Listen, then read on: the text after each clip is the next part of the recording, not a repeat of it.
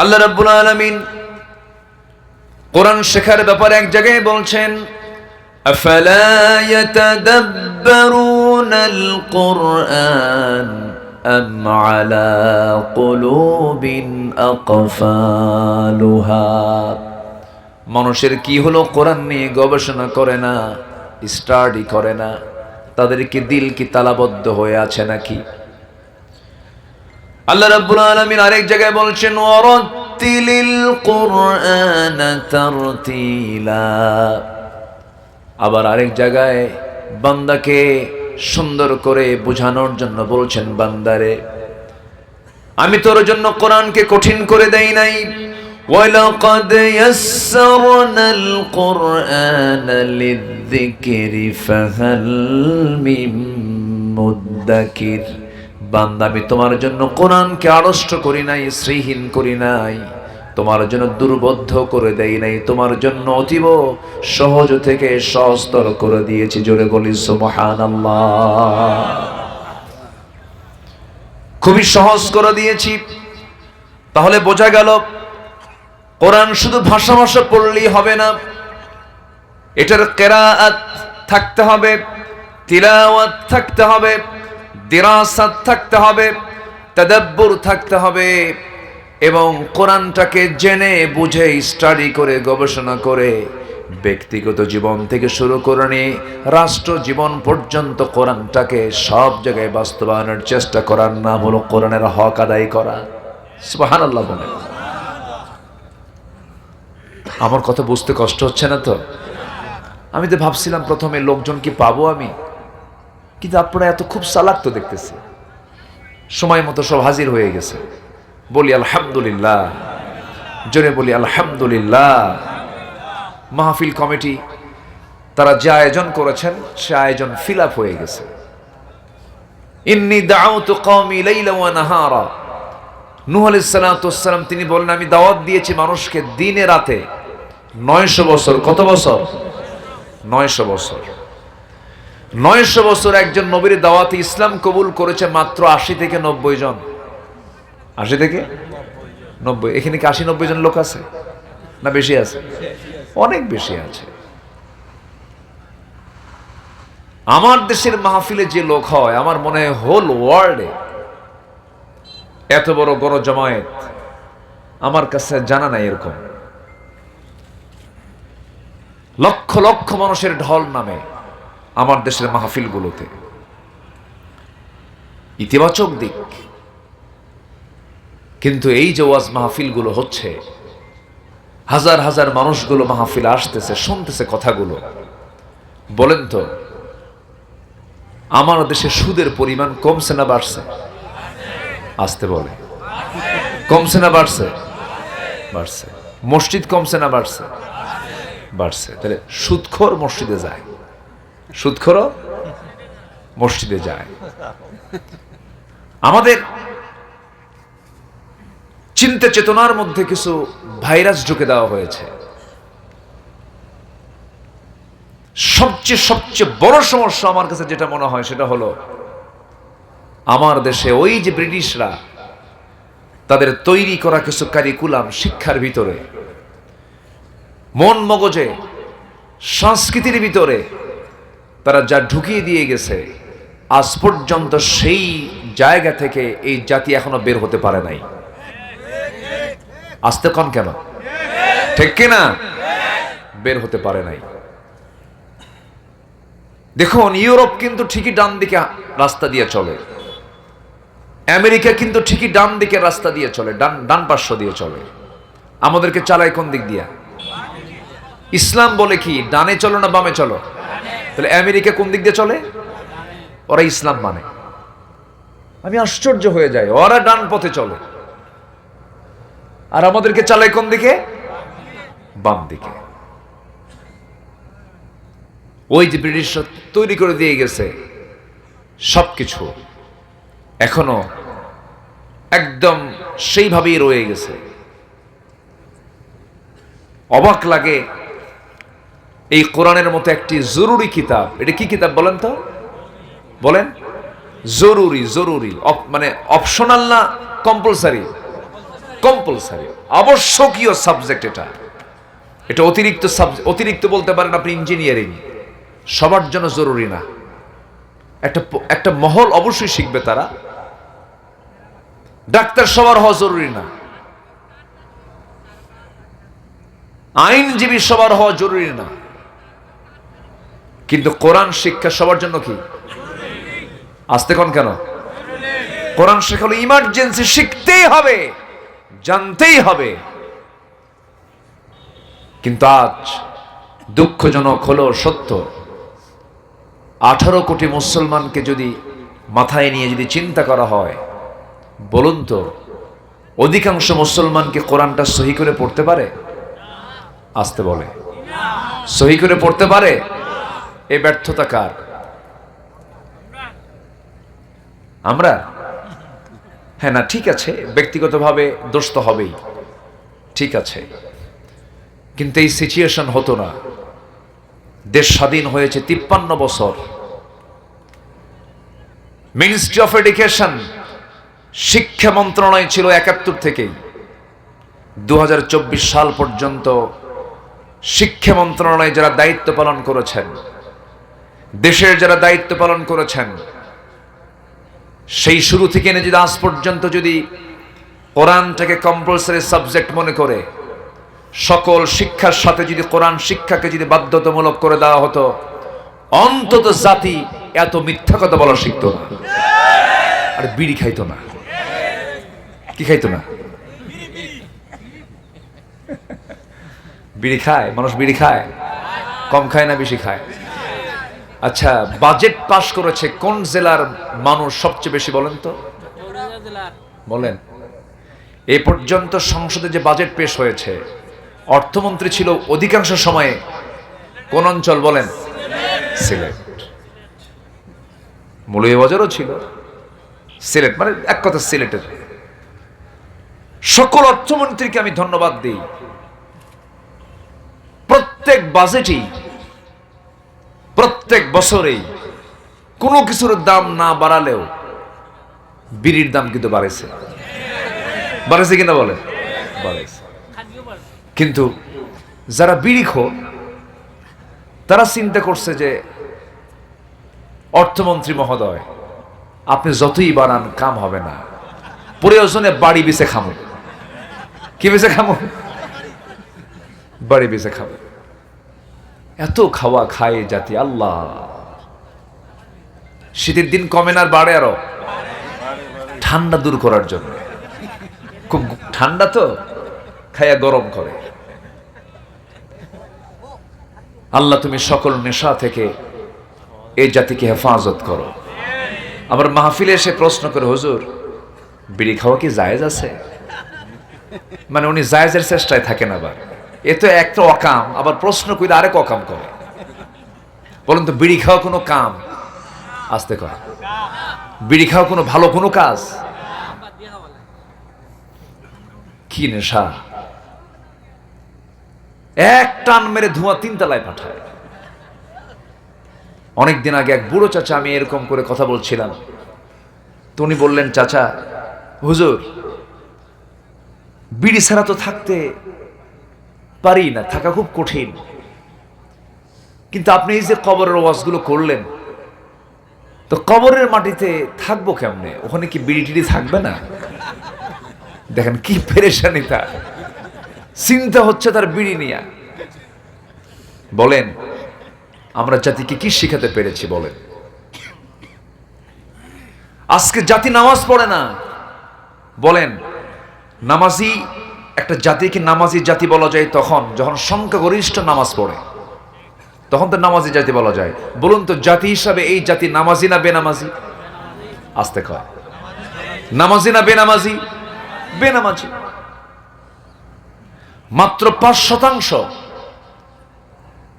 100 ভাগের 5 ভাগ, শতকরা 5%, 5% মানুষ এই দেশে নামাজি। তা ওর মধ্যে আবার বিড়িখোরও আছে, সুদখোর আছে, জেনাকার আছে, আবার দুনিয়ার দল করে, ইসলামী দল করে, এরকম নামাজিও আছে। সব মিলে মাত্র 5%।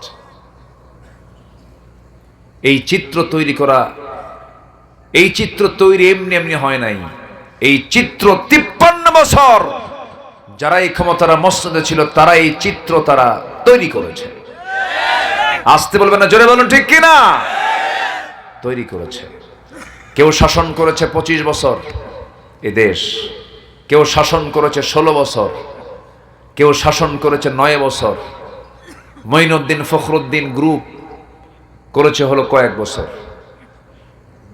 সবার নামের আগে মুহাম্মদ লাগানো আছে, আলহাজ আছে। সবাই মুসলিম পরিবারের সন্তান হলেও কেউ ইসলাম দিয়া রাষ্ট্র চালায় নাই, কোরআন দিয়ে রাষ্ট্র চালায় নাই। অতএব সব দেখা শেষ, আগামীর দেশ আমরা দেখতে চাই কোরআনের দেশ। রাজি আছেন কারা কারা? হাত উঁচু করে দেখান মুসলমান। কেউ তো স্লোগান দেন না।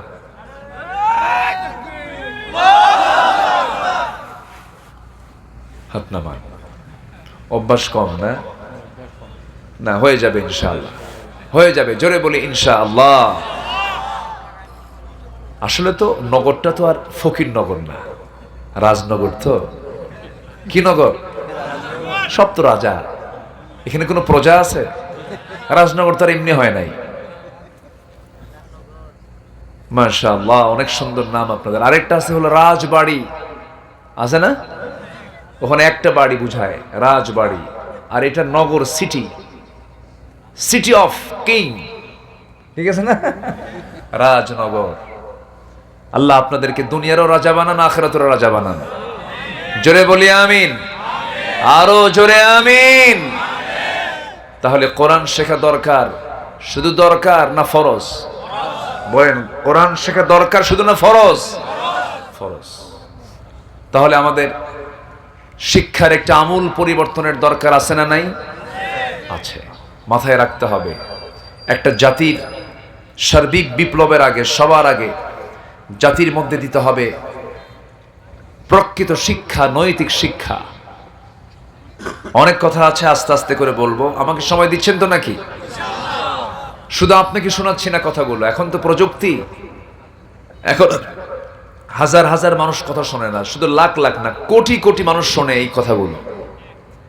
এই জন্য কথাগুলো আমাদের খুব মেপে মেপে চিন্তার সমন্বয় করে কথাগুলো বলতে হয়। সম্মানিত ভাইয়েরা, অতএব এখান থেকে এতক্ষণ ধরে একটা কথা স্পষ্ট হয়ে গেল, আমাদের মূল জায়গায় সমস্যা করে রেখেছে, সমস্যা সৃষ্টি করে রেখেছে। সেটা হলো আমাদেরকে পরিকল্পিতভাবে ওহির শিক্ষা থেকে, প্রকৃত শিক্ষা থেকে, দিন শিক্ষা থেকে, আদর্শের শিক্ষা থেকে আমাদেরকে দূরে রাখা হয়েছে। আমরা এই দৃশ্য আর দেখতে চাচ্ছি না, আমরা একটু পরিবর্তন চাই। আসতে কোন কেন? যুবকরা তোমরা চাও না? চাও না পরিবর্তন? চাও না? আমি ভাবছিলাম মামা, আমি ওনাকে মামা বলি, বুঝলেন? আবার ওনার ভাগিনা আছে লিপন, তারে আবার মানে ভাই কই, যেহেতু মামা, তার ভাগিনাকে তো ভাই বলতে হবে। কিন্তু মামা আবার আমারে ভাই কয়। কি কথা কি বুঝতেছেন? তো এই প্যাঁচটা আজকে কেমনে যে লাগলো, এটা ছুটায় ফেলবো, সমস্যা নাই। সম্মানিত ভাইয়েরা, একটু আমার দিকে কান লাগান। আল্লাহ তো আমাদের মুখ থেকে যে কথাগুলো বের করে দেন, আমি এটা বিশ্বাস রাখি, যা প্রয়োজন তাই আল্লাহ তাআলা মুখ থেকে বের করে দেন। আলহামদুলিল্লাহ বলে, জোরে বলি আলহামদুলিল্লাহ। আমরা ভরসা করি কার উপরে? সাউন্ড একটু বাড়ায় দিয়ে, না একটু বাড়ায় দিয়ে। সম্মানিত বন্ধুগণ, কোন সূরা থেকে আজকে আমরা কথা শুনতে চাচ্ছি বলেন তো? কার সাহায্য? আল্লাহর সাহায্য ছাড়া কিছু হয়? এই যে বিজয়টা আসছে, কে দিল? আসতে বলেন, কে দিল? আল্লাহ দিয়েছেন। এই সূরার নাম হলো বিজয়, ওয়াল ফাতাহ। ইযা জাআ নাসরুল্লাহি ওয়াল ফাতাহ। ফাতাহ মানে হলো বিজয়, আল্লাহর সাহায্য এবং বিজয়। আমার বন্ধুগণ, আল্লাহ রাব্বুল আলামিন যদি এই কোরআনটা না দিতেন, আমরা আল্লাহকে চিনতে পারতাম না, রাসূলকে চিনতে পারতাম না, জান্নাতের দরজাগুলো বুঝতে পারতাম না, জাহান্নামটার বিষয় আমরা জানতে পারতাম না, তাওহীদ বুঝতাম না, রিসালাত বুঝতাম না, আখিরাত বুঝতাম না। আল্লাহ তাআলা সবচেয়ে বড় দয়া করে যত নিয়ামত দিয়েছেন, নিয়ামতের একটা সূরা আছে আর রহমান, আল্লামাল কুরআন খালাকাল ইনসানা আল্লামাহুল বায়ান। আল্লাহ রাব্বুল আলামিন এই সূরার ভিতরে বান্দার যত নিয়ামত আল্লাহ দিয়েছেন, সেই নিয়ামতের বর্ণনাগুলো দিয়ে আল্লাহ রাব্বুল আলামিন বান্দাকে আবার প্রশ্ন করেছেন, একবার নয় বারবার, ফাবিআইয়ি আলাই রাব্বিকুমা তুকাযযিবান। তুমি আমার নিয়ামতের কোন কোন অবদানকে অস্বীকার করবে? আল্লাহ রাব্বুল আলামিন এই সূরাটা শুরু করেছেন রহমান নাম দিয়া, আর রহমান আল্লামাল, বলেন আল্লামাল কুরআন, যিনি দয়া করে বান্দাকে কোরআন শিক্ষা দিয়েছেন। আমার বন্ধুগণ, এই কিতাবের সঙ্গে যার সম্পর্ক বেশি, শয়তান তার কাছে আসে না, আসার সাহস পায় না। কোরআন যে ব্যক্তি বেশি করে জানবে, বুঝবে, শয়তান তাকে ধোঁকা দিতে পারে না। কোরআন থেকে শয়তান তাকে প্রতারণায় ফেলতে পারে না। এই জন্য এই কিতাবের সঙ্গে আমরা সম্পর্ক বেশি রাখবো। সম্পর্ক যখন এটার সঙ্গে বেড়ে যাবে, পৃথিবীর কোনো সম্পর্ক আমার তেমন ভালো লাগবে না। এবং আপনার জীবনের যত প্রশ্নগুলো আছে, সমস্ত প্রশ্নগুলো করবেন কোরআন প্রত্যেকটি প্রশ্নের জবাব দিতে সর্বক্ষণ প্রস্তুত। জোরে বলি সুবহানাল্লাহ। এই পৃথিবীকে সৃষ্টি করেছেন, কোরআনকে প্রশ্ন করুন। আল্লাহু খালিকু কুল্লি শাইইন ওয়া হুয়া আলা কুল্লি শাইইন ওয়াকিল। সূরা জুমার 62 নম্বর আয়াত। আল্লাহ পাক এই পৃথিবী সৃষ্টি করেছেন। মানুষ কেন সৃষ্টি করা হয়েছে? কোরআনকে প্রশ্ন করুন। আমারা আল্লা তা'বুদু ইল্লা ইয়্যাহু যালিকাদ-দীনুল কাইয়্যিম। জীবন মৃত্যু কেন দেওয়া হয়েছে? আল্লাহ রাব্বুল আলামিন বলেন, হুয়াল্লাযী খালাকাল মাউতা ওয়াল হায়াতা লিয়াবলুয়াকুম আইয়ুকুম আহসানু আমালান ওয়া হুয়াল আজিজুল গফুর। ভালো কাজের জন্য আল্লাহ রাব্বুল আলামিন এই জীবন মৃত্যু দিয়েছেন। আপনি কোরআনকে প্রশ্ন করুন, কোরআন তোমার উপদেশ কারা গ্রহণ করবে? কে তোমাকে মানবে?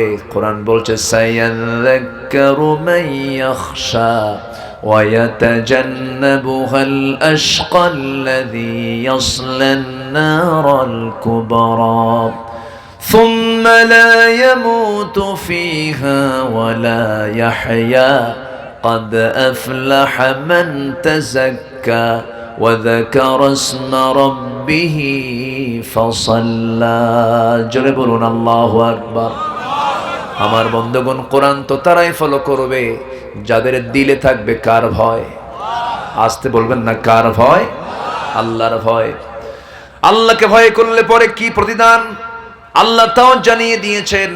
لكن الذين اتقوا ربهم لهم جنات تجري من تحتها الأنهار خالدين فيها نزلا من عند الله وما عند الله خير للأبرار جربون الله أكبر سورة آل عمران 198 নম্বর আয়াতে আল্লাহ রাব্বুল আলামিন বলছেন, যারা আমাকে ভয় করবে তাদের জন্য আমি সুন্দর জান্নাত রেখে দিয়েছি, যার নিজ দিয়া নহর প্রবাহিত, দুধের নহর, মধুর নহর, পানির নহর, শরাবের নহর। সুবহানাল্লাহ।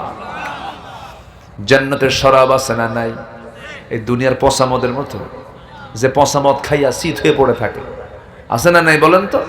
আচ্ছা, এমন শরাব আল্লাহ রাব্বুল আলামিন জান্নাতে দিবেন না। তুমি যদি তাকওয়াবান হতে পারো, আল্লাহকে যদি ভয় করে চলো, এমন জান্নাত তোমাকে দেওয়া হবে এমন খাবার তোমাকে দেওয়া হবে, দুনিয়ার খাবার খেয়ে বুড়ো দিন দিন বুড়ো হয়ে যায়, শিশু দিন দিন যুবক হয়ে যায়। কিন্তু জান্নাতের খাবার যে খাবে সে কোনোদিন বুড়া হবে না, তার যৌবন কখনো চুল পরিমাণ নড়বে না, বরং ডাবল ডাবল তার যৌবন বেড়ে যাবে। জোরে বলি সুবহানাল্লাহ। সেই জান্নাত কি সবাই পেতে রাজি আছেন? সেই সবাই কি সেই জান্নাত পেতে রাজি আছেন? তো আল্লাহ কবুল করুন। জোরে বলি আমিন। আমাদের সবকিছুর বড় টার্গেট কি লাভ করা বলেন? জান্নাত। আমাদের সর্বশেষ প্রত্যাবর্তন স্থল কি বলেন? জান্নাত। আমরা জান্নাত পেতে চাই তো নাকি? আল্লাহ কবুল করুন। আমার বন্ধুগণ, তবে হ্যাঁ, আল্লাহকে ভয় করতে গেলে আবার কিছু পরীক্ষা বান্দার জীবনে চলে আসবে। আল্লাহ রাব্বুল আলামিন বলছেন, ওয়ালা নাবলুওয়ান্নাকুম বিশাইইন মিনাল খাউফি ওয়াল জু'i ওয়া নাকসিম মিনাল আমওয়ালি ওয়াল আনফুসি ওয়াথ থামারাত ওয়া বাশশিরিস সাবিরিন الذين إذا أصابتهم مصيبة قالوا إنا لله وإنا إليه راجعون جل بلون الله أكبر আমার বন্ধুগণ, সূরাতুল বাকারা 155 নম্বর আয়াতে আল্লাহ রাব্বুল আলামিন বান্দাকে বলছেন, বান্দা ঈমান যদি এনে থাকো, আমাকে যদি ভয় করে থাকো, অবশ্যই 5টা পরীক্ষা তোমার জীবনে আসবে। কয়টা পরীক্ষা? আমি তোমাকে পরীক্ষা করবই অবশ্যই। সেই পরীক্ষা আমরা ফেল করতে চাই না, পাস করতে চাই। আশাদ্দুন নাসি বালাউল আম্বিয়া সুম্মাল আমসাল ফাল আমসাল। এই দুনিয়াতে যত বালা মুসিবত এসেছে, সবচাইতে বেশি বালা মুসিবত ফেস করেছেন আল্লাহর নবীরা। আল্লাহর নবীরা তারা, তাদের ঈমানও মজবুত ছিল, তাদের পরীক্ষাও বেশি ছিল। প্রত্যেকটা পরীক্ষায় নবীরা ফেল করেছেন না পাস করেছেন? আসতে ফেল করেছেন না পাস করেছেন? পাস করেছেন। আমরা আমাদের পরীক্ষা নেবেন তিনি কে? আমরা ফেল করতে চাই না পাস করতে চাই? হাই রে হাই, কি চিন্তা করছিলাম আমরা, না মরা পর্যন্ত এই সরকার আর নামবে না। কি চিন্তা করছিলাম না? কি চিন্তা, কি টেনশন, এত মামলা।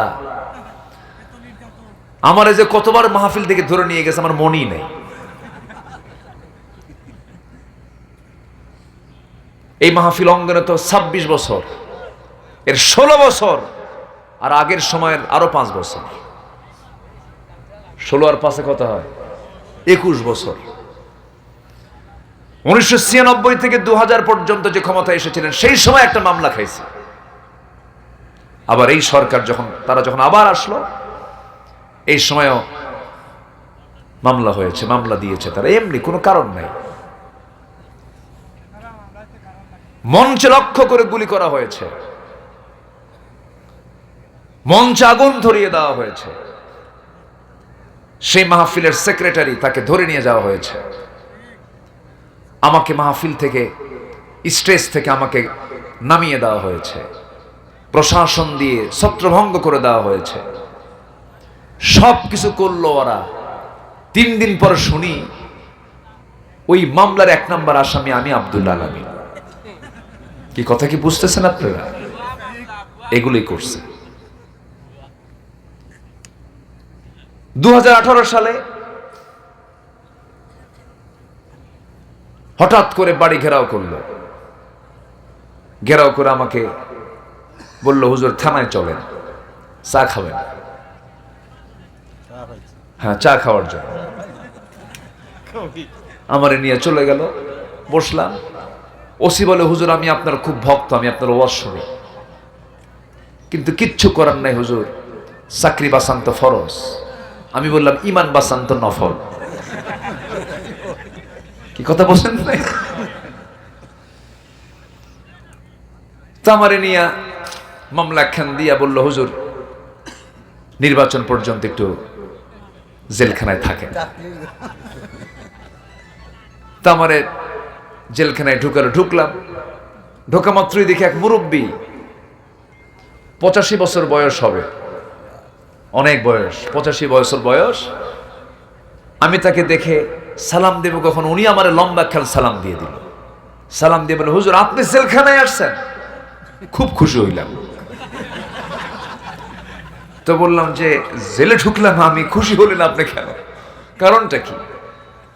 বলে যে হুজুর ওয়াজ শুনতে যাই, আমি আপনার খুব ভক্ত, দূর থেকে ওয়াজ শুনি, খুব শখ হয় একটু মোসাফা করব, একটু পাশে বসবো, গল্প করব, সেই সুযোগ তো পাই না। বন্ধু এত কাছে আসছে, তো বেজার না হয়ে খুশি হব? খুশি না হয়ে বেজার হব? আমি বসে গেলাম পাশে, বললাম চাচা তাহলে ঠিক আছে, ভালো কথা, তো আপনি বুড়াকালে নাতিপুতি থুয়ে এখানে কেন? তো বলতেছে যে আমি নাকি বোমা মারছি, বোমা। তো বললাম যে কি মামলা দিছে? বিস্ফোরক মামলা। আমি নাকি কোন জায়গায় নাকি বোমা মারছি। দেখো তো বাবা, আমার এই হাতে বোমা মারতে নিয়ে কি মানুষের গায়ে পড়বে না আমার গায়ে পড়বে?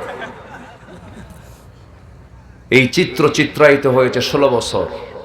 শুধুমাত্র একটা কারণে তারা এগুলো করেছে, ক্ষমতা ছাড়বে না, ক্ষমতা ছাড়বে না। এই রোগ ফেরাউনের ছিল। এই রোগ কার ছিল?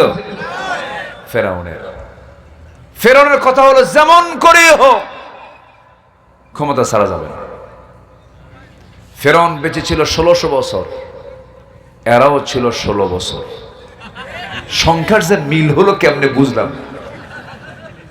ঠিক কিনা? রোগ তো দুইজনের একরকম না দুই রকম? ওই ফেরাউনের রোগ আর এদের রোগ কি দুই রকম না একরকম? কি না ছাড়া? ক্ষমতা না ছাড়া, ক্ষমতা ছাড়া যাবে না। কিন্তু আমার দেশের দামাল ছেলেরা, ভাবছিলাম ডিভাইস আসক্ত হয়ে পড়েছে, মাদকাসক্ত হয়ে পড়েছে, ওদের হাতে নারী দিয়েছে, অস্ত্র দিয়েছে, সন্ত্রাসী করার জন্য সবকিছু রাষ্ট্রীয় মদত তারা পেয়েছে, মনে হয় এরা আর ফিরতে পারবে না। কিন্তু ওরা ছিল জাতে মাতাল। আসতে কোন কোন জাতে মাতাল, জায়গা মতো একদম দখল করে নিয়েছে, একদম ঢুকে গেছে গণভবনে। রান্না হলো যার জন্য তার কপালে জোটে নাই। যুবকরা কয় খাই রে বহুদিন হলে, খাই আজকে জন্মের মতো খাইছে। আল্লাহু আকবার। কে দিয়েছেন? কে দিয়েছেন? এই বিজয় কার হাতে? কার হাতে? আল্লাহর হাতে। আল্লাহ রাব্বুল আলামিন বলেন ইদা জা নাসরুল্লাহি ওয়াল ফাতহু ওয়া রাআইতান নাসা ইয়াদখুলুনা ফি দীনিল্লাহি আফওয়াজা ফাসাব্বিহ বিহামদি রাব্বিকা ওয়াস্তাগফিরহু ইন্নাহু কানা তাওয়াবা। আমার নবীর কাছে এই সূরাটা নাযিল হলো সেই সময়, যেই সময়টা বিজয়, যেই সময়টা যখন বিজয় এসেছিল, নবীর মক্কা বিজয় হয়ে গেল, ফতে মক্কা হয়ে গেল। সেই সময় আল্লাহ পাক রাসূলকে জানিয়ে দিলেন যে সময় বিজয় আসবে, সাহায্য আসে, আপনি নিজের চোখে দেখতে পাবেন লোকজনগুলো দলে দলে তারা ইসলামের দিকে ঢুকতেছে। জোরে বলি সুবহানাল্লাহ।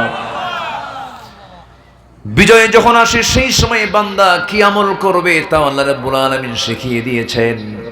বিজয় দিবসে কি করবা তোমরা, স্বাধীনতা দিবসে কি করবে তোমরা, সেই বিজয় যে আল্লাহ দিয়েছেন সে আল্লাহর জন্য তোমরা তাসবিহ পড়বে, জিকির করবে, তার শুকরিয়া আদায় করবে। কিন্তু আমার দেশে তা হয় না, তার উল্টা হয়। কি হয়? উল্টা হয়, খালি পায়ে চলে যায়। আছে না? কি পায়ে? খালি পায়ে ফুল দেওয়ার জন্য যায়। যে কাজের ভিতরে শিরকের গন্ধ আছে সেই কাজে আমার আপনার যাওয়া যাবে না।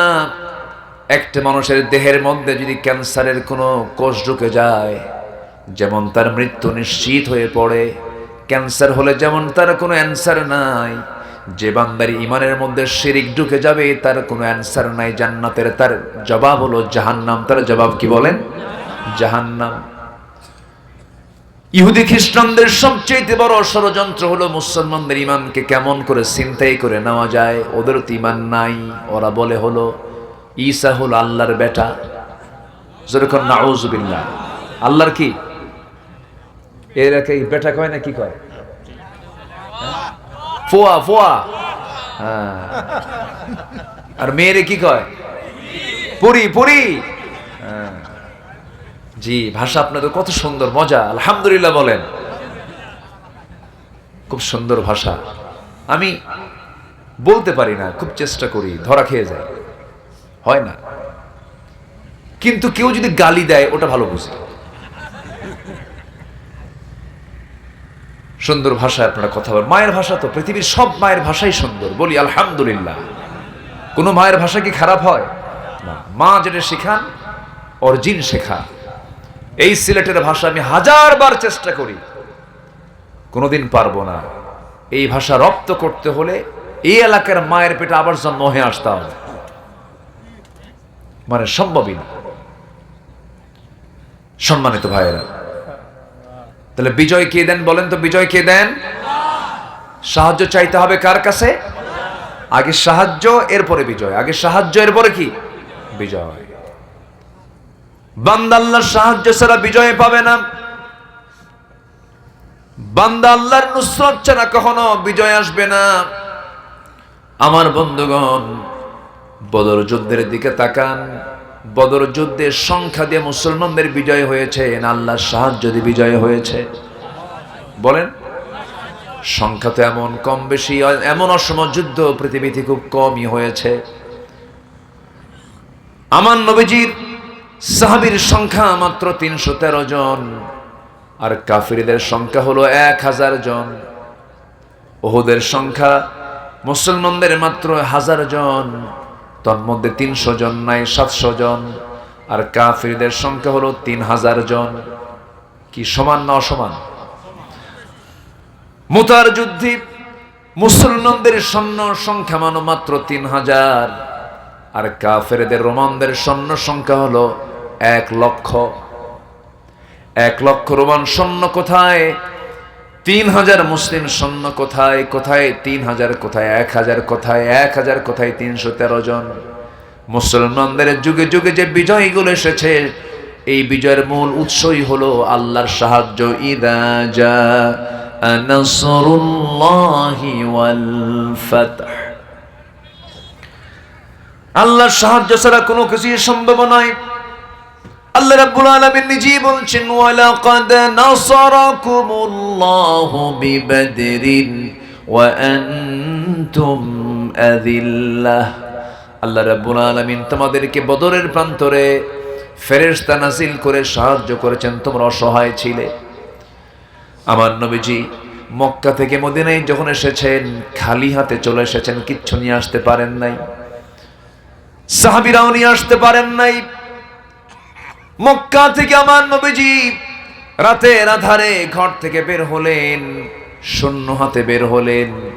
ঘর থেকে বের হয়ে দেখেন শত্রুপক্ষ সামনে দাঁড়ানো, অস্ত্রে শস্ত্রে সজ্জিত হয়ে দাঁড়িয়ে আছে, তরবারি দিয়ে নবীজির কল্লাটা কাটায় ফেলবে। কিন্তু আমার নবীজি যখন বের হলেন, সাহায্য চাইলেন কার? আসতে বলবেন না কার? সঙ্গে সঙ্গে সাহায্য করলেন কে? আল্লাহ তাআলা সাহায্য করলেন, সাহায্যের হস্ত প্রসার করলেন। আমার নবীজি বের হয়ে আসতেছিলেন, কেউ তাকে দেখতে পেল না। শুধু নবীজি হাতের মধ্যে বালু নিলেন, বালু নিয়ে একদিকে নিক্ষেপ করলেন। সেই বালুর প্রতিটি কণা প্রত্যেক শত্রুর চোখে চোখে পৌঁছে দেওয়ার দায়িত্ব যিনি নিয়েছেন, তিনি আমার কে? আল্লাহ নিয়েছেন। আমার নবীজি বের হয়ে গেলেন। নবীজি যখন বের হবেন, সেই সময় তার ঘরের মধ্যে তার জামাইকে রেখে গেছেন, সাইয়েদনা আলী রাদিয়াল্লাহু আনহুকে রেখে গেলেন। আর বললেন, আলী শোনো, আমি তোমাকে আমার ঘরের মধ্যে রেখে গেলাম এই জন্য, কারণ মক্কার মানুষগুলো তো আমাকে প্রচন্ড ট্রাস্ট করে। মক্কার মানুষ আমাকে ব্যাংক মনে করে, সমস্ত সম্পদগুলো আমার হাতে রেখে দিয়েছে। যদিও মক্কার মানুষ আমাকে ধাক্কা মেরে মক্কা থেকে বের করে দিতে চায়, আমাকে হত্যা করতে চায়, কিন্তু অন্যদিকে তারা আমাকে আমানত মনে করে। আমি এখন মক্কা থেকে মদিনার দিকে হিজরত করতেছি, হঠাৎ করে আমি চলে যাচ্ছি। আমি সারা জীবন আমার খ্যাতি ছিল আমি আল আমিন, আমি আস-সাদিক। আমার এই সুনামটা যদি নষ্ট হয়ে যায় তাহলে কেমন হয়? অতএব আমার হাতে যেই কুরাইশরা সম্পদগুলো গচ্ছিত রেখেছিল, সেই গচ্ছিতের সম্পদগুলো আমি একটা একটা করে আমি তোমাকে হিসাব করে বুঝাইয়া দিলাম। সকাল হওয়ার সঙ্গে সঙ্গে সবার কাছে কাছে এই সম্পদগুলো তুমি আমার পক্ষ থেকে পৌঁছাইয়া দিবা। জোরে কোন সুবহানাল্লাহ। যে মক্কার মানুষ রাসূলকে ঘাড় ধাক্কা দিয়ে বের করার সিদ্ধান্ত নেয়, আর আমার নবী যে আমানতদার রাসূল, তাদের মাঝে তাদের সম্পদগুলো ফেরত দেওয়ার চিন্তা করেন। সুবহানাল্লাহ বলবেন না? আমার নবীজি বের হয়ে গেলেন, জাবালে সূর গিয়ে আশ্রয় নিলেন। 3টা দিন 3টা রাত সেখানে থাকলেন। কেউ খাবার দেয় নাই, সে জায়গায় কেউ বিছানা ব্যবস্থা করে দেয় নাই। বিশ্বনবীর সম্মানটা কত বড়! আল্লাহর পরে যার স্থান, যে আল্লাহ পাক রাসূলকে এত দাম দিয়েছেন, তিনি কোনো কিছু চাওয়ার আগেই মনে যা তিনি কল্পনা করেছেন, আল্লাহ রাব্বুল আলামিন তা কবুল করে নিয়েছেন।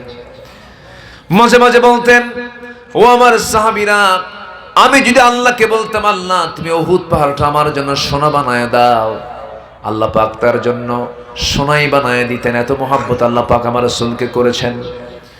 আমার বন্ধুগণ, সেই নবীজি দিন কায়েমের জন্য, দিন প্রতিষ্ঠার জন্য নিজের ঘরে থাকতে পারলেন না, নিজের বিছানায় থাকতে পারলেন না। নাঙ্গা তরবারি নিয়ে রাসূলকে মারার জন্য সিদ্ধান্ত নিয়ে নিল কাফের মুশরিকরা।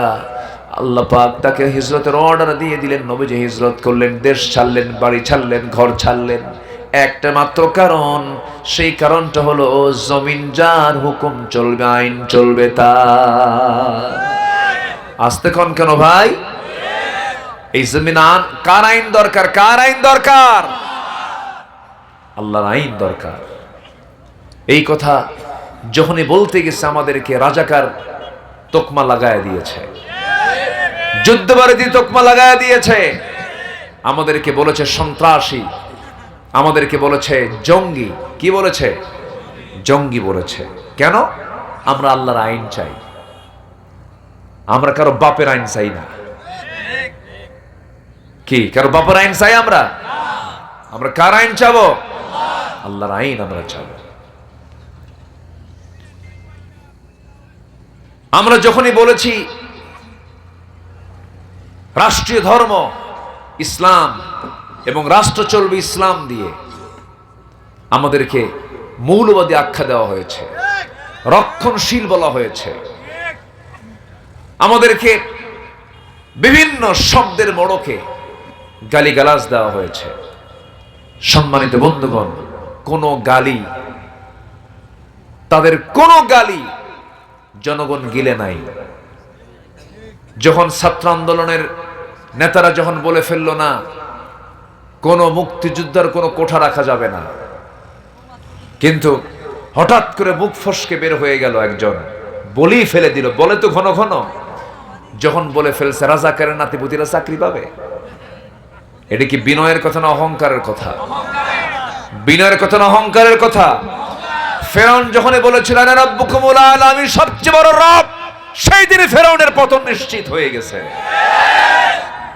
ফেরাউন কি দেখাইছিল? অহংকার। এর দেখাইছিল কি? শয়তান দেখাইছিল কি? অহংকার। অহংকার করা যাবে না। সম্মানিত ভাইয়েরা, আমার নামে তালিকা করা হয়েছিল, গোটা দেশ থেকে 116 জন আলেমের নামে তালিকা করা হলো। আমরা নাকি রাষ্ট্রদ্রোহী, আমরা নাকি দেশদ্রোহী। তালিকা করেছে হলো কি? বিচারপতি শামসুদ্দিন কি মানিক জানো?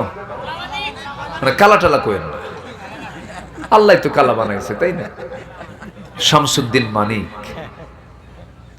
2 বছর যায় নাই, তালিকা এখন আমরা শুরু করেছি। আসতে কোন কেন?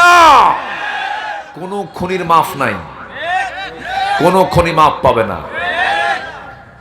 এই চট্টগ্রামে যে আইনজীবী মারা গেল, প্রত্যেকটা হত্যার একটা করে বিচার করতে হবে বাংলার জমিনে।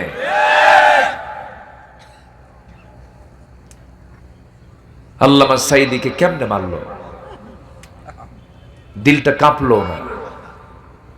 আরে এই সিলেট আলিয়া মাদ্রাসার মাঠ কানায় কানায় ভরে যেত, মন্ত্রমুগ্ধের মতো মানুষ শুনতো ঘন্টার পরে ঘন্টা।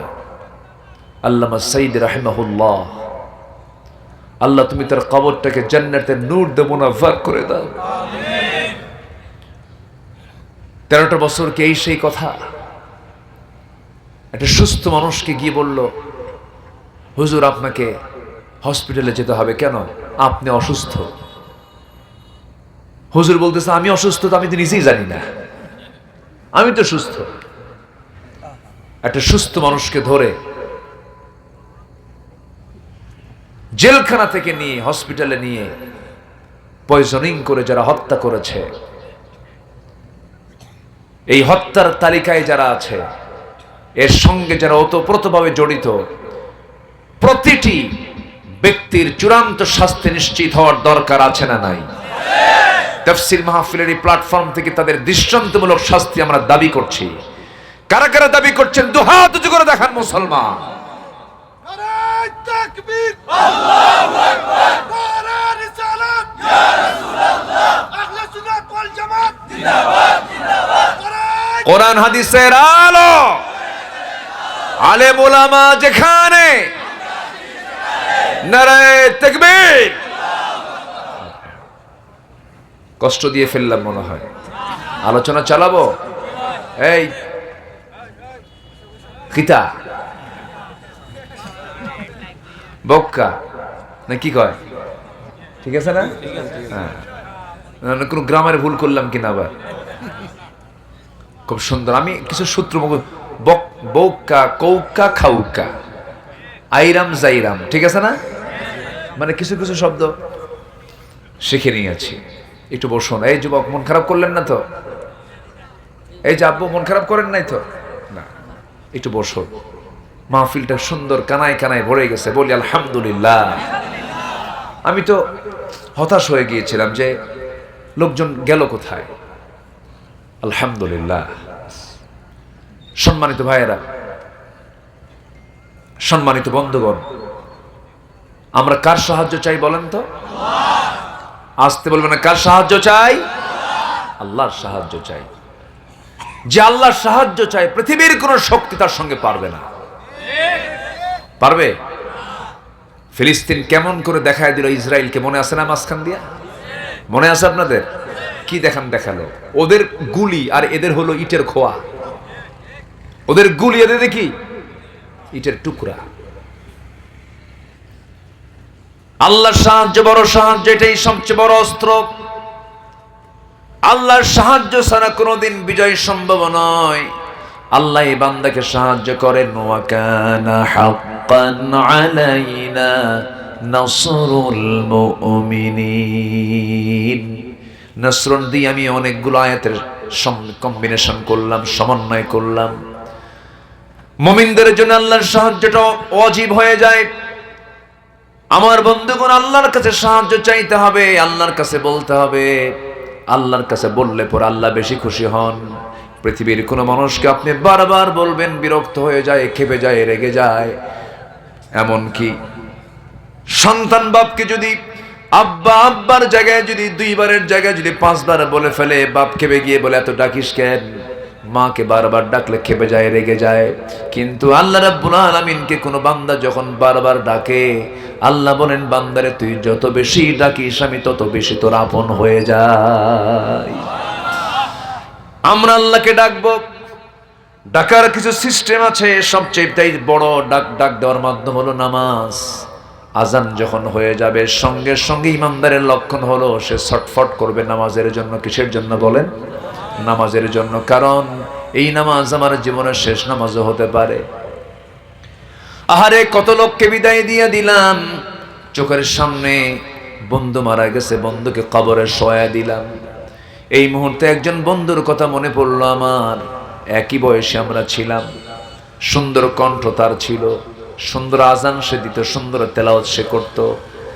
আর্মিতে জয়েন করলো, সে সুস্থ মানুষ, ফিটনেস ভালো, আর্মিতে চাকরি করলো, সুস্থ সবল মানুষ। হঠাৎ করে একদিন, বহুদিন যাবৎ কথা হয় না, ওর নাম্বারে ফোন দিয়ে বললাম, নামটা হলো জিয়া। তাকে ফোন দিলাম, ফোন দেওয়া মাত্রই দেখি একজন মহিলার কণ্ঠ ভেসে উঠছে। অপর প্রান্ত থেকে সালামের জবাব দিচ্ছ ওয়ালাইকুম আসসালাম, একজন মহিলা মানুষ। হঠাৎ করে আমি ভাবলাম কি হলো, নাম্বার মনে হয় ভুল হয়েছে। বললাম এটা কি আমার বন্ধু জিয়ার নাম্বার নয়?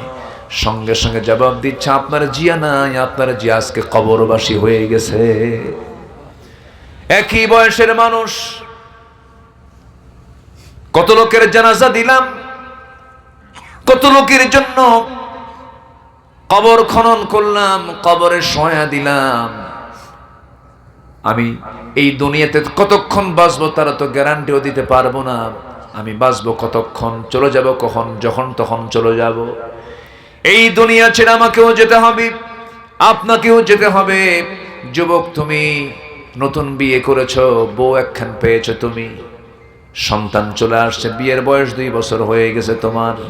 হঠাৎ করে রাজনগর মোড় থেকে মৌলভীবাজার যাওয়ার পথে, অথবা কুলাউড়া যাওয়ার পথে, অথবা ফেঞ্চগঞ্জ যাওয়ার পথে রওনা করেছো হুন্ডায়, সাইকেলে চড়ে রওনা দিয়েছো। হঠাৎ করে সামনে বাসের সঙ্গে ধাক্কা লেগে খাদে পড়ে তুমি মারা গেলে।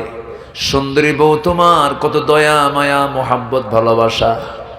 হঠাৎ করে তোমার স্ত্রী কানে যখন চলে গেছে, স্বামী আমার ইন্তেকাল করেছেন, অ্যাক্সিডেন্ট করেছেন, সঙ্গে সঙ্গে বউটা তোমার মোহাব্বতে সেন্সলেস হয়ে গেল। বউটা কাঁদতে কাঁদতে অস্থির হয়ে গেল, সেন্সলেস হয়ে গেল, রক্তাক্ত হয়ে গেল। আরে কিন্তু ওই যে কান্না, ওই যে শোক, ওই যে কষ্ট, 1 দিন 2 দিন 3 দিন 4 দিন 5 দিন নয় থাকলো। 1 মাস পর সেই মহিলা, সেই তোমার স্ত্রীর চোখের পানি মুছে যাবে, মুখ থেকে হালকা হালকা হাসিও বের হয়ে যাবে। 4 মাস 10 দিন পার হবে, আর 12 আশহুর ওয়া আশরা, 4টা মাস পার হয়ে গেল, শোকের সময়টা পার হয়ে গেল। তোমার শ্বশুর বাড়ির লোকজন তোমার এই প্রাণের স্ত্রী, সুন্দরী স্ত্রীকে তোমার বাপের বাড়ি, তোমার শ্বশুর বাড়ির লোকজন নিয়ে চলে গেল। বাচ্চা একটা হয়েছে, সে এতিম হয়ে গেল। শ্বশুর বাড়ির লোকজন 6 মাস যেতে না যেতে তাদের মেয়েটাকে বুঝায় শোনায় আরেক জায়গায় বিয়ে দিয়ে দিল। তোমার বউটার বিয়েও হয়ে গেল, অন্য স্বামীও গ্রহণ হয়ে গেল।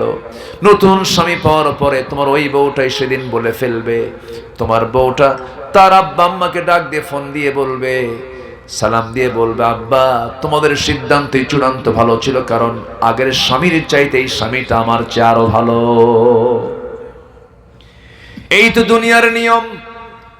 পৃথিবীর জায়গা আরেকজন দখল করে নেয়।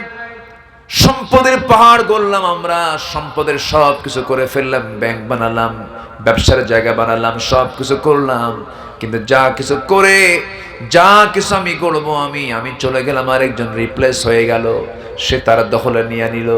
আমার বন্ধুগণ, পৃথিবীতে আমার বলতে কিচ্ছু নাই, সব তুইয়া যেতে হবে।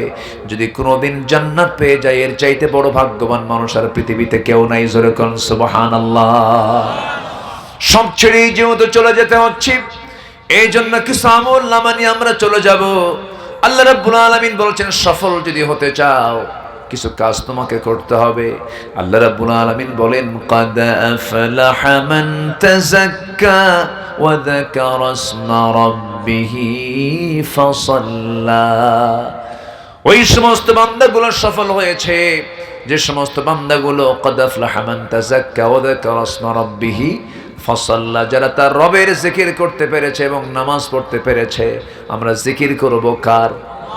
আস্তে বলবেন না, কার? আরো জোরে, কার? ফাসাল্লা, এবং নামাজ পড়বো আমরা কার জন্য? কয় ওয়াক্ত নামাজ পড়বো? আস্তে বলবেন না, কয় ওয়াক্ত নামাজ পড়বো? 5 ওয়াক্ত নামাজ পড়বো। কোরআন দিয়ে জীবনটাকে সাজায় নেব। কোরআন যা বলে তাই বলবো। কোরআন যে চরিত্র অর্জন করতে বলে সেই চরিত্র অর্জন করব। কোরআন যে আন্দোলন করতে বলে সে আন্দোলন করব। কোরআন যে দল করতে বলে সেই দল করব। বাবার দল করব না কোরআনের দল করব? মন মতো দল করব না কোরআনের মতো দল করব? কোরআনের মতো দল করব। মন যা চায় তা করা যাবে না। মন যা চায় তা করলে পরে শয়তান আপনাকে ওয়াসওয়াসা দিয়ে জাহান্নামে নিয়ে চলে যাবে। কোরআন যা চায় আমাকে তাই মানতে হবে। আমার বন্ধুগণ, এই সমাজ সংস্কারের জন্য, সুন্দর সমাজ গড়ার জন্য, রাষ্ট্র গড়ার জন্য কতজন কত তন্ত্র মন্ত্র নিয়ে আসে। বহু চেষ্টা করার জন্য বহু চেষ্টা করে তারা, বহু আন্দোলন করে তারা, কিন্তু আল্লাহর কসম করে বলি পৃথিবীর কোনো তৈরি করা আইন দিয়ে সমাজে কোনোদিন শান্তি আসতে পারে না। কে বলেছে আমেরিকা স্বপ্নের দেশ? কে বলেছে ইউরোপ স্বপ্নের দেশ? কে বলেছে? আপনি আমেরিকার খোঁজ খবর নিয়ে দেখেন, আমেরিকার একটা সিংহভাগ অংশই হলো তারা মানসিক রোগী। কি রোগী বলেন? মানসিক রোগী, মেন্টালি প্রবলেম তাদের। সুখ নাই, শান্তি নাই। পৃথিবীতে যদি কোনো সুখ দেখতে চান, শান্তি দেখতে চান, শান্তির একমাত্র জায়গা হলো কোরআনকে মেনে নেওয়া, আল্লাহর জিকির করা এবং তার সঙ্গে নিজের সম্পর্ক গড়ে তোলা। সেই ব্যক্তি হৃদয়ের দিক থেকে প্রশান্তি পায় যে বান্দা তার আল্লাহকে চিনতে পেরে তার গোলামি করতে পেরেছে। জোরে বলি সুবহানাল্লাহ। আমার বন্ধুগণ, আমার নবীর জন্ম যে সমাজে ছিল, যে নগরীতে ছিল, সবার কম বেশি জানা আছে যে নগরীতে জন্ম তার হয়েছিল, মক্কা নগরী। সেই যুগের মানুষগুলো এত নোংরা ছিল যে নিজের মাকে পর্যন্ত বিয়ে করত। একটু জোরে বলে নাউজুবিল্লাহ। বাপ বিয়ে করছে এক মহিলাকে, সৎ মা, তালাক দিয়ে ফেলছে, ছেলে গিয়ে সেই মাটাকে বিয়ে করছে। এত নিম্নমানের রুচি তাদের ছিল। ভাঙ্গা পাতিলকে কেন্দ্র করে যুদ্ধ লাগাতো যুগের পর যুগ। কথা বলতে বলতে খুন হয়ে শেষ। এত নোংরা, মদ খেত পানির চাইতে বেশি। মেয়ের সন্তান তো দামি ছিল না। মেয়ের সন্তান হলে পরে বাপ মা এটাকে দুর্ভাগা মনে করত। মেয়ের সন্তানকে জীবন্ত পুঁতে হত্যা করত। মেয়েরা গিয়ে গর্তের কিনারায় বসে থাকতো। সন্তান সম্ভব নারীগুলো যখন দেখতো সন্তান, লিঙ্গ নির্ধারণ করতো যে ছেলে হলো না মেয়ে হলো। মেয়ে হলেই গর্তের মধ্যে চট করে ফেলে দিত, মাটি চাপা দিয়ে শেষ করে দিত। এই নোংরা সমাজ থেকে, এই অসভ্য বর্বর সমাজ থেকে রাসূল বের করে আনলেন সাইয়েদনা আবু বকর, ওমর, ওসমান, আলী রাদিয়াল্লাহু আনহুম। এই সমস্ত জগৎধন্য ব্যক্তিদেরকে ওই নোংরা সমাজ থেকে বের করে এনেছেন জাদুমন্ত্র দিয়া নয়। কি দিয়া? আসতে বলবেন না, কি দিয়া? তারই সাহায্য আসবে, বিজয় আসবে কার? আল্লাহ। সম্মানিত ভাইয়েরা, আমার নবীর হাতে বায়াত নিয়ে একজন সাহাবী ইসলাম কবুল করেছিলেন। ইসলাম কবুল করার পরের দিন থেকে সাহাবীর চোখের পানি আর ফুরায় না, খালি কাঁদতেছে। চোখের পানি পড়তেছে অহরহ, একদম হরদম চোখের পানি পড়তেছে। আমার নবীজি তাকে মার্ক করলেন, বললেন, সাহাবী, তুমি কি দিন অর্জন করে কি তুমি নিজেকে ব্যর্থ মনে করছো? কেন না হুজুর, কান্দো কেন? তোমার কি কষ্ট হচ্ছে? কেন না? কিসের জন্য কান্দো বলো? হুজুর, একটু লম্বা কথা আছে, আমি আপনাকে শোনাবো, আপনি কি শুনবেন? অবশ্যই শুনবো, বসো। রাসূল তাকে বসায়া দিলেন। আমার নবীজি রিজার্ভ ছিলেন না। আমার নবীজি মুখ ছিলেন না। তিনি হাসতেন, মিশতেন, কথা বলতেন, কৌতুক করতেন, মজা করতেন। আলহামদুলিল্লাহ বলবেন না? কিছু কিছু লোক আছে হাসেও না, কান্দেও না, আছে না? আসতে বলে, আছে না নাই? আচ্ছা, এর মধ্যে যে মানিক একটা, ওরে আমি কোনোদিন হাসতে দেখি নাই। কানছে অবশ্য, সিলেটে এসে কানছে। সিলেটবাসী খুব খেদমত করেছে, কলার পাতা দিয়েছে, বিসিটাও আউট করে দিছে। জানেন না আপনারা? জানেন? হ্যাঁ, পারে, সিলেটবাসী পারে।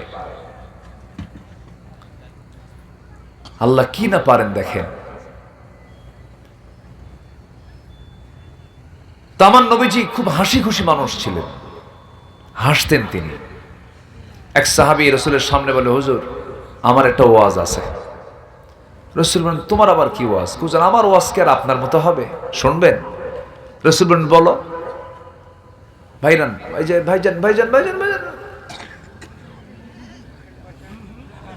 একটু মেহেরবানি করে বসো, কষ্ট দিয়ে ফেলতেছে। আমরা দোয়া করে দেবো। দোয়া করে দিই নাকি?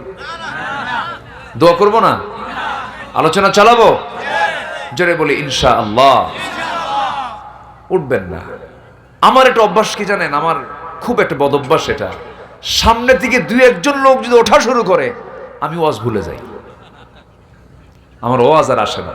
শুধু আমার না, কোনো বক্তারই ওয়াজ আসবে না। চরম কষ্ট হয়। সামনে থেকে শ্রোতা উঠলে বক্তার এতটাই কষ্ট হয়, এটা এখানে বসলে টের পাওয়া যাবে। আপনি বসে থাকা মানে আমাকে সহযোগিতা করা, আপনি বসে থাকা মানে কোরআনের মাহফিলের সৌন্দর্য রক্ষা করা। আলহামদুলিল্লাহ বলেন। তাহলে আমাকে কেউ কষ্ট দিবেন? মাহফিলের সৌন্দর্য কেউ নষ্ট করবেন? আল্লাহ তুমি কবুল করো, জোরে বলি আমিন। একটু বসুন। খুব যদি চাপ চুপ লাগেই, নিম্ন চাপ যদি আসেই, শীতকাল তো, খুব যদি সমস্যা হয় একটু নোকটা উঁচু করবেন, টের পাবেন। তখন আর কিচ্ছু কব না, একটু এটা বলবেন, তাহলে বুঝবো যে না আসলে আপনার সমস্যা। এ তো নিম্ন চাপ, আবার কিছু কিছু লোক আছে আবার ঊর্ধ্ব চাপও আছে, বিড়ি খাওয়া চাপ। এই চাপও কিন্তু কম না। দেখেন গ্রামের কিছু মাতব্বর আছে, এই দরবারে বসতে বসতে কথা বলতে বলতে হঠাৎ করে নাই বাড়ির সিপাই যা দেখায় বিড়ি টানে। আসলে এরকম আছে না নাই বলেন তো? চাচা আপনি কই গেছিলেন? বলে যে ব্রেন একটু হ্যাং মারছিল, হ্যাং, ব্রেন কাজ করতে, টান দিয়া ব্রেন সতেজ করলাম। আছে কিনা বলেন তো? একটু বসুন। কতই তো সময় দিলাম, চার আড্ডায় বসলাম, রাস্তার মোড়ে মোড়ে বসলাম, মোবাইলে ঢুকে কত প্রোগ্রাম দেখতে দেখতে 2 ঘন্টা 3 ঘন্টা 4 ঘন্টা চলে গেল।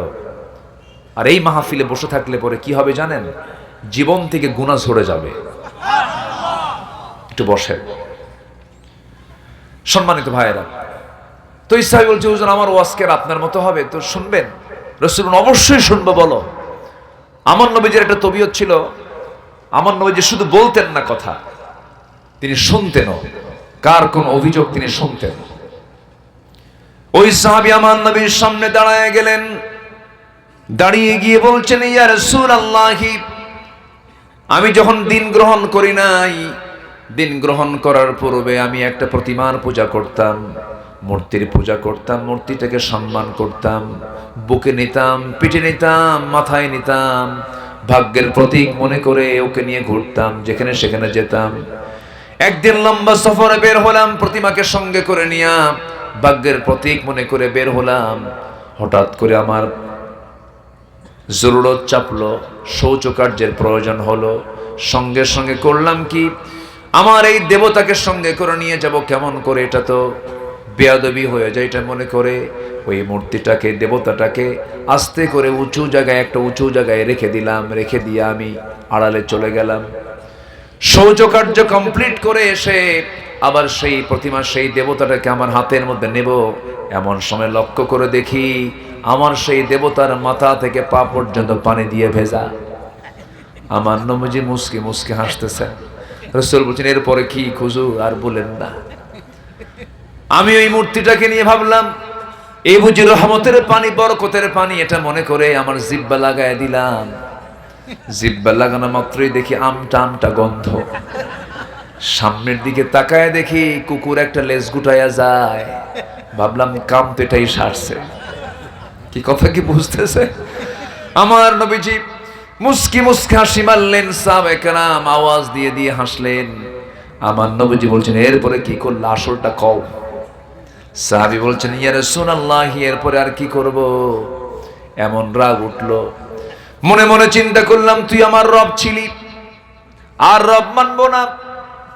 এত খেদমত করলাম, এত সম্মান করলাম তোর, তুই তোর নিজের অস্তিত্ব রক্ষা করতে পারিস না, কুত্তা মতো থুইয়া যায়। এমন জোর আসার মারলাম, এক আসারে জমিনে ফেলে দিয়া ভেঙ্গে চুরমার করে আপনার সামনে সে এমন রবের সন্ধান পেয়েছি যিনি আকাশেরও রব, জমিনেরও রব। যেরকম সুবহানাল্লাহ। আমার নবী যেমন করে সময় দিতেন সাহাবে কেরামকে, ওই সাহাবীর সামনে নবীজিও বসে গেছেন। সাহাবী নবীর সামনে বসে বলছে হুজুর আমার মনটা বড় খারাপ, কয়েকদিন যাবত। কেন, কি হয়েছে? হুজুর আমার সব গুনাহ মাফ হলো, বুঝে একটা গুনাহ মাফ হবে না। কিসের গুনাহ বলো হুজুর? জাহেলি যুগে নিজের হাতে নিজের মেয়েকে আমি হত্যা করেছি। রাসূল বলেন কেমনে করেছে বলো তো? আমার নবীর সামনে তিনি বর্ণনা দিদি নিয়ে কেঁদে কেঁদে বলছেন, রাসূলও কাঁদতেছেন, সাহাবীও কাঁদতেছেন। বলছেন হুজুর 6 মাসের বাচ্চা আমার স্ত্রীর গর্ভে। বললাম তুমি তোমার মার বাড়ি চলে যাও, সন্তান ছেলে হলে নিয়ে আসবে, মেয়ে হলে পরে জীবন্ত পুঁতে হত্যা করবে। সন্তানটা মেয়ে হয়েছে হুজুর, কিন্তু বউটা আমাকে মিথ্যা বলেছেন সন্তান মৃত হয়েছে। আমার চোখের আড়ালে অন্য বাড়িতে তাকে ধীরে ধীরে বড় করে 6 বছর যখন বয়স, সন্তানটা আমার চোখের সামনে দিন পড়ে গেল। আমার মতোই চেহারা, আমার মতোই চুল, আমার মতোই হাত, আমার মতোই পা, চট করে ধরে বউয়ের সামনে হাজির করলাম। বউটাকে বললাম, বউ আমার সত্যি করে বলো তো সন্তানটা কার? বউ আমার কাঁদতে কাঁদতে গিয়ে আমার পা ধরে বলছে, স্বামী গো, আপনার তথ্য আমি কতক্ষণ গোপন করবো, আমাদের সন্তান, দয়া করে মারবেন না। আমার ভিতরে প্রচন্ড রাগ হয়ে গেল, কিন্তু বুঝতে দিলাম না, ঠান্ডা মাথার খুনি হয়ে গেলাম। আমি করলামটা কি, মেয়েটাকে কোলের মধ্যে আদর করে তুলে নিয়ে সন্তানটাকে চুমু দিয়ে বললাম, মা, কোনোদিন দেখি না, আজকে তোমাকে দেখলাম, বড় আনন্দ পাচ্ছি আমি। তাকে খাবার কিনে দিলাম, কাপড় চোপড় কিনে দিলাম। মেয়েটা তার মাকে লক্ষ্য করে বলে, মা, তুমি মিথ্যা বলেছো সারা জীবন ধরে, আমার বাবা তো ভালো মানুষ, আমার বাবা তো খারাপ মানুষ না। মেয়েটা আমার বুকে আশ্রয় নিল, কিন্তু আমি যত বড় পাষাণ, আমার সন্তান তো জানতো না রে।